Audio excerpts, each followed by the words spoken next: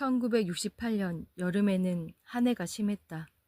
그 중에서도 심한 지구는 전남 일대로 신문에서는 곡창이 탄다는 표제를 내걸고 연일 한 해 상황을 보도하고 있었다. 지난해에도 영산강이 바닥에 드러나서 광주 지방에는 소방차를 동원하여 식수를 실어 나르는 소동을 벌였는데 1968년도에도 대풀이 되었다. 유교사는 아침 저녁 도지사 관사로 장거리 전화를 걸어 한 해 실정을 묻곤 했다. 비 좀 올 것 같아요? 사모님, 오늘도 날이 맑게 개었어요. 이 일을 어떡하지? 세수도 못할 것 같고 숭늉 마시는 것도 송구스러워 못 견디겠네요. 그러다가 8월 11일 유교사는 직접 한해지구를 살펴보러 광주에 내려갔다. 일요일이었다. 더위는 31도. 그날 아침에 도지사 부인에게 전화를 걸어 점심 준비, 차동원, 경호 관계를 일체 못하도록 알려두는 것을 잊지 않았다. 현지에 도착하자 도지사 부인이 영접을 낳았다. 유교사 일행은 그 길로 나주군 군청에 들러 공산면으로 향했다. 전남 일대에서도 그 지방이 가장 한 해가 혹심했다. 유교사가 온다는 기별을 받고 군수가 점심 준비를 마련해 두었다. 미리 점심 준비를 못하도록 지시를 받은 도지사 부인은 난처했다. 그러나 기왕 준비된 것이니 드시고 가자고 권했다. 그날따라 날씨도 혹독하게 덥고 점심시간이기도 했다. 사모님, 날씨도 이처럼 덥고 기왕 준비해 놓은 것이니 군수관사로 들어가셔서 땀도 들이시고 점심도 드시고 가셨으면. 목이 말라 애태우는 사람들 곁에서 그늘을 찾고 편한 것을 찾게 되겠어요? 도지사 부인을 쳐다보며 유교사가 말했다. 도지사 부인은 몸둘 바를 몰랐다. 점심도 들지 않고 유교사 일행은 공산면으로 향하는 것이었다. 중도에서 차를 세우고 산기슭 그늘진 곳을 찾아 자리를 잡고 미리 청와대에서 준비해온 도시락을 들었다. 점심을 마치자 일행은 그냥 일어서려 했다.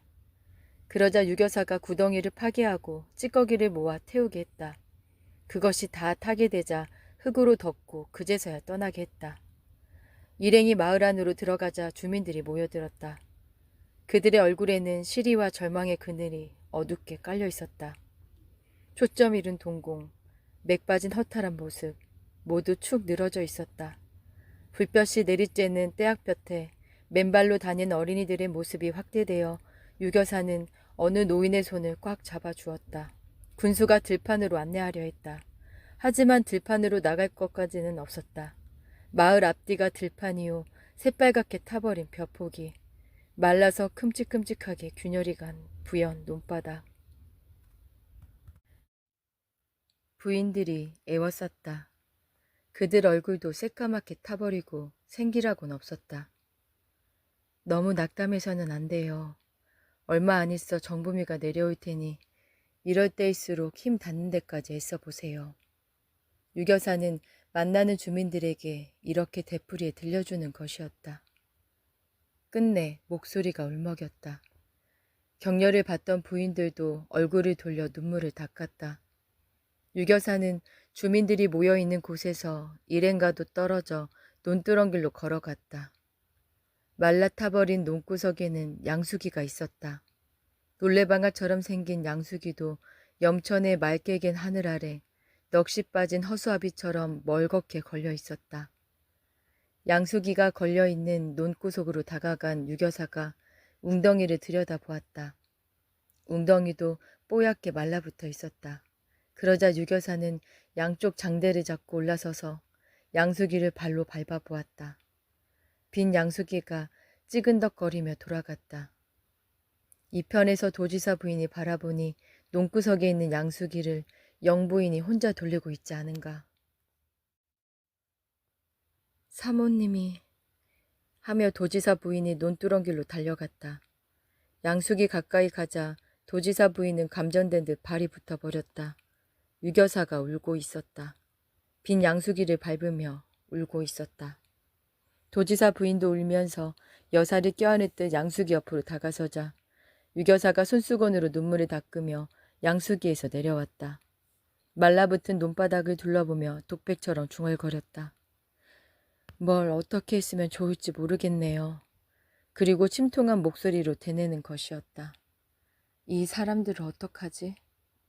유교사는 그날 고무신과 구호품, 의료품을 나눠주었다. 그리고 시련을 이겨야 한다고 일일이 당부했다. 이 위문에서 돌아온 유교사는 신문 기자에게 다음같이 말했다. 한 해의 역경 속에서도 웃음을 잃지 않고 명랑한 표정을 보여준 전라남도 주민들의 지혜 있는 순한 태도가 올 여름에 느낀 보람의 전부라고 할 수 있겠어요. 공산면에서 만난 노인들이 이 밥을 실컷 먹고 싶다고 하던 말이 아직도 안쓰럽기만 해요. 유교사는 역경 속에서도 웃음을 잃지 않는 주민들의 슬기로운 순한 태도를 칭찬하고 있다. 그러나 이 말은 소감이라기보다 한해민들을 격려해 주려는 의도에서 기자들에게 들려준 일종의 격려사였다. 호남 일대가 가뭄으로 허덕이는 시기에 서울 지방에서는 폭우로 인한 수해로 시달렸다. 7월 3일 밤늦게부터 퍼붓기 시작한 비가 11시경 집중폭우로 돌변하여 서울은 심야의 물난리를 겪어야 했다. 이 집중폭우로 영동지구 일대는 탕류의 바다를 이루고 한강의 위험 수위는 10.5m에 육박하고 있었다. 영동 지역의 잠원동 일대 150호가량이 시시로 불어나는 홍수로 수중에 고립될 위험 상태에 놓여 있었다. 300여 명의 동민들은 보따리를 싸들고 신동초등학교로 대피해 있었다. 그들은 10여 명씩 조를 짜서 교실 몇 개를 차지하여 비가 그치고 물이 빠지기를 기다렸다. 그러나 한강물은 좀처럼 빠지지 않고 마을 사람 중에는 환자도 생겨났다. 양식도 걱정되었다. 마을 대표 3사람이 나룻배를 타고 가까스로 현재 국립묘지가 있는 동작동 쪽으로 빠져나와 요르를 찾아다니며 긴급 구호를 호소했다. 비는 아직도 멎지 않고 빗발이 뿌리고 있었다. 어둠이 깃든 한강은 여전히 황토물이 불어나고 있었다. 마을 사람들은 불안한 마음으로 교실 안에 웅크리고 모여 있었다. 그때 물이 허옇게 개어있는 교정으로 어떤 부인이 걸어오고 있었다. 이 밤중에 누굴까? 사람들은 다가오는 낯선 부인을 의아한 눈으로 지켜보았다. 젊은 청년이 플래시로 앞을 비추며 안내하고 있었다. 부인이 교사 안으로 들어오며 쓰고 있던 수건을 벗었다. 수건도 비에 한박 젖어 있었다. 그러자 사람들의 눈이 휘둥그레졌다. 여사님 아냐? 누군가가 놀라 소리를 쳤다. 틀림없는 유교사였다. 유교사님이 오셨다. 마을 사람들은 촛불을 들고 모여왔다. 이게 웬일이십니까, 여사님? 어서 이리로 올라오십시오. 교실 안으로 맞아들였다. 유교사는 전신이 비에 젖어 있었다. 여러분들 얼마나 고생하세요. 유교사는 수건으로 얼굴을 문지르며 마을 사람들에게 인사를 했다. 그날 오후 늦게 유교사가 몇 가지 구호 물품을 지프차에 싣고 비서 한 사람만 대동하고 제1한강교를 건널 땐 이미 전깃불이 들어와 있었다. 동작도 국립묘지 앞을 지나자마자 나룻배를 타야 했다. 위험하니 청와대로 되돌아가시도록 여사에게 권하고 싶었으나 위험하다 해서 나선 길을 되돌아설 그럴 뿐이 아님을 비서는 너무나 잘 알고 있었다. 나룻배를 불렀다. 뱃사공이 위험하다 하여 선뜻 배를 띄우려 하지 않았다. 비서가 달래어 지금의 사당동 쪽으로 통하는 갈림길 옆 반포동 어귀에서 배를 타고 잠실 쪽으로 1km쯤 한강을 거슬러 올라갔다. 어느 지점에 이르자 배에서 내렸다. 나룻배를 대기시켜 놓고 걷기 시작했다. 저 멀리 신동초등학교가 밤하늘에 건너다 보였다. 그곳까지는 적어도 2km가 넘었다. 육지에 오르자 시큰하게 역겨운 갯벌 냄새가 풍겼다. 물이 한 차례 스쳐간 모양이었다. 물에 떠내려온 나뭇가지들이 널려있는 흙탕길은 발목까지 빠졌다. 고무신이 달라붙어 벗겨지곤 했다. 사모님, 그만 돌아가셨으면... 여기까지 와서 주민들을 안 만나고 갈 순 없잖아요. 비서의 말을 듣지 않았다. 옆에서 비서가 우산을 받쳐드린다 해도 유교사는 쏟아지는 비를 피할 수가 없었다. 흙탕물에 치맛자락이 젖었다. 비서도 구두를 벗어야 걸을 수 있을 만큼 진흙길이 험했다. 마을 가까이에 이르렀을 때에는 플래시로 앞을 비춰야 할 만큼 어두웠다.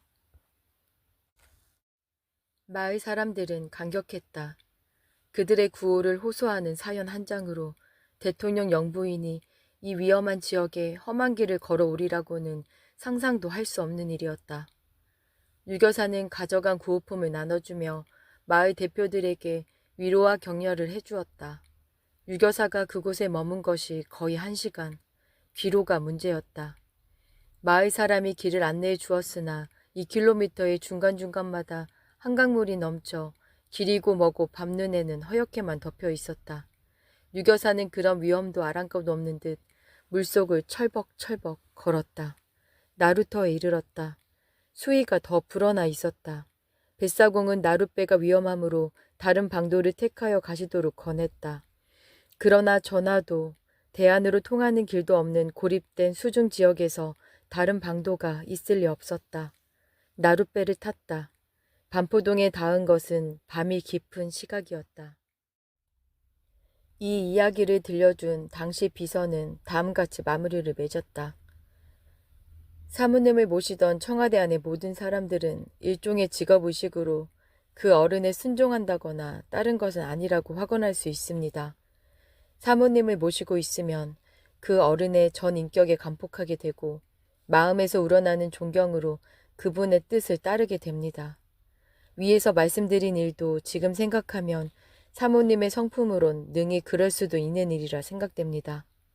그렇지만 그 당시에는 세상에 이럴 수 있느냐 몇 번이나 되새겨보며 울고 싶도록 깊은 감동을 느끼곤 했습니다. 우중의 그 위험한 어두운 밤길을 사모님을 모시고 가면서 이 어른은 하늘이 보내주신 분이지 인간은 아닐 것이라고 정말로 그런 생각조차 들었던 것입니다. 어느 해 성탄절 때의 일이다. 서울 영등포구 대방동에 있는 재활용사촌에 유교사의 선물이 전달되었다. 이곳에 살고 있는 척수장의 용사들에게 한 사람도 빠짐없이 한 개씩 선물 꾸러미가 배당되었다. 그러나 여성 용사인 조금 임씨에게 보내는 꾸러미는 일반 용사들의 그것과는 별도로 2개가 마련되어 있었다. 선물을 전달하는 양지 회원들은 그것이 이상했다. 왜 이 사람에게만 꾸러미를 2개씩이나 보내주실까? 막상 용사촌에서 선물을 분배하여 주며 그 이유를 알게 되자 그 자리에 모였던 사람들은 숙연한 감동을 받게 되었다. 조금 임씨는 간호장교로서 월남전에 종군하여 척수에 부상을 입어 하지를 못 쓰는 용사였다. 나이 80 가까운 노모가 그녀의 뒷바라지를 해주고 있었다. 이 사실을 용사촌을 방문하는 기회에 알게 된 유교사는 일반 용사들의 선물과는 별도로 그 노모에게 보내는 선물을 따로 마련했던 것이었다.